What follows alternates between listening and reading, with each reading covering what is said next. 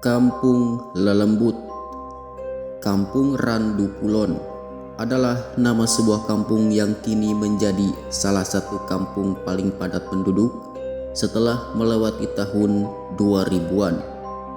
Namun, dahulu sebelum masa pendatang berdatangan dan menghuni lahan di kampung ini pernah menyimpan beribu cerita misteri.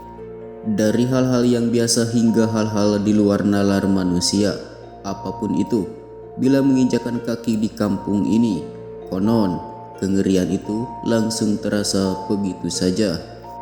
Setidaknya itu adalah gambaran nama yang tepat bagi gue untuk menyamarkan nama kampung gue sebagai pembuka sajian gue kali ini.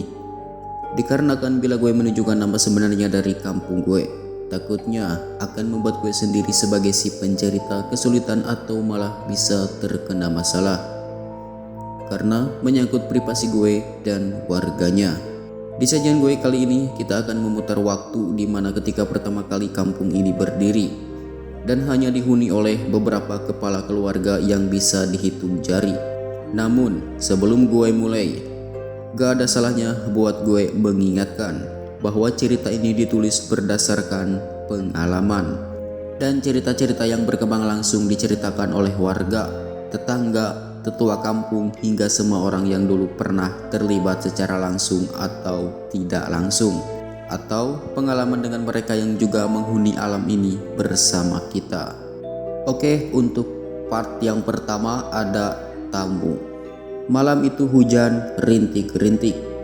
Sudah 3 hari berturut-turut hujan turun di kampung ini. Pos ronda terlihat sepi, tidak ada orang yang akan mau apalagi repot-repot pergi berjaga di kampung dengan kondisi dingin disertai hujan seperti ini.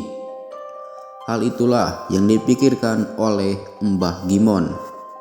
Saat itu usianya masih terbilang masih muda, berkisar antara umur 30-an. Kaget bercampur penasaran karena di pos ronda yang jaraknya hanya sekitar beberapa meter dari rumah Mbah Gimon, ada seseorang yang tengah duduk di sana sendirian dengan bercahayakan lampu petromak yang menyala-nyala. Siapakah gerangan? Kata Mbah Gimon dalam hati. Namun rasa penasaran itu ditepis begitu saja, karena yang tersirat dalam pikiran Mbah Gimon hanyalah mungkin anak muda yang sedang mencari angin atau mungkin orang yang berteduh dari rintiknya hujan sembari menikmati suasana. Anehnya, kejadian ini terjadi berkali-kali. Setiap malam, dikala hujan turun dan tidak ada warga yang satupun pergi keluar, selalu saja ditemui sosok itu tengah duduk sendiri. Karena rasa penasaran yang semakin lama semakin menggunung, maka malam itu ketika hujan turun kembali, ditemuilah sosok itu. Dan benar saja, sosok itu seperti sudah menunggunya. "Assalamualaikum," kata Mbah Gimon, menyapa. Rupanya yang ada di hadapannya adalah seorang pemuda tanggung, lebih muda dari Mbah Gimon. Saat itu, pemuda itu tidak menjawab, hanya tersenyum tipis. Tidak ada hal yang membuat Mbah Gimon lebih curiga manakala baru pertama kalinya dia melihat wajah pemuda ini ada di kampung yang hanya dihuni oleh beberapa kepala keluarga. "Siapa ya? Kok baru pertama kali saya lihat kamu?"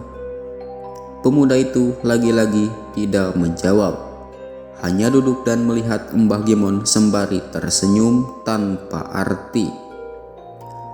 Hal itu membuat Mbah Gimon tidak nyaman. Dinginnya malam sudah mulai menusuk ke tulang. Sembari menunggu jawaban, Mbah Gimon merasa semakin curiga dengan pemuda ini. Tidak beberapa lama, muncul seseorang lain dengan baju koko dan peci putih. Aromanya wangi, berjalan dalam keheningan. Yang tahu menahu orang itu sudah berdiri di hadapan Mbah Gimon dan pemuda itu. "Assalamualaikum," katanya ramah. "Waalaikumsalam," jawab Mbah Gimon. sembari mencium tangan orang itu yang rupanya adalah Pak Muslimin, guru ngaji sekaligus imam surah di kampung ini. Dengan sekali lihat, mata Pak Muslim memandang pemuda asing itu. Lama ia melihatnya lalu ikut duduk bergabung bersama. "Ada apa tak nak? Kok kamu ada di sini?" Untuk pertama kalinya pemuda itu menjawab. Suaranya kecil dan tampak sopan. "Saya baru saja diusir oleh Maharatu, jadi belum punya tempat." Mbah Gimon tampak tertegun atas apa yang diucapkan oleh pemuda itu, yang terdengar asing di telinganya. Apa maksudnya Maharatu dan siapa yang mengusir pemuda ini? Namun Mbah Gimon memilih mendengarkan. "Oh begitu," kata Pak Muslim. "Sudah, begini saja. Bagaimana kalau kamu tak kasih tempat tinggal biar kamu tidak mengganggu warga sini?" kata Pak Muslim.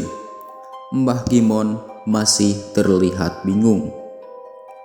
"Baik Pak, bila ada saya mau." Ada, kata Pak Muslim. Nama tempat tinggal yang tak tawarkan itu sapi.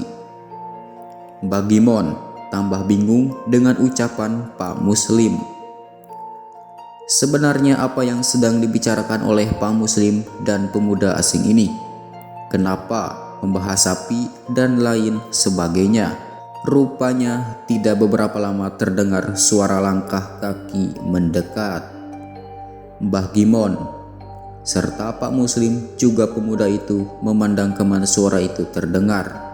Rupanya Mbak Pah, istrinya Pak Muslim yang baru saja datang.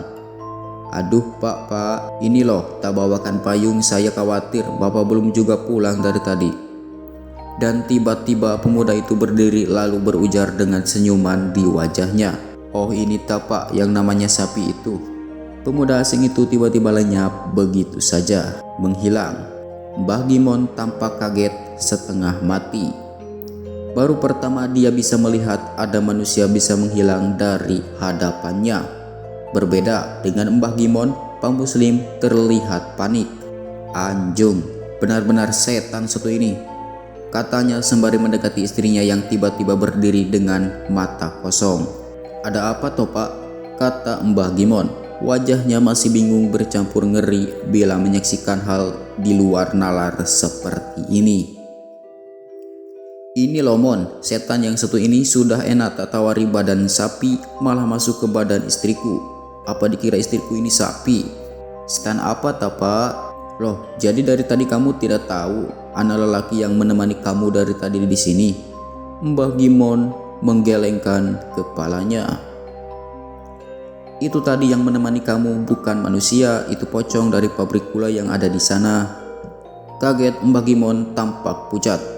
Pak Muslim pun pergi dengan membawa istrinya pulang.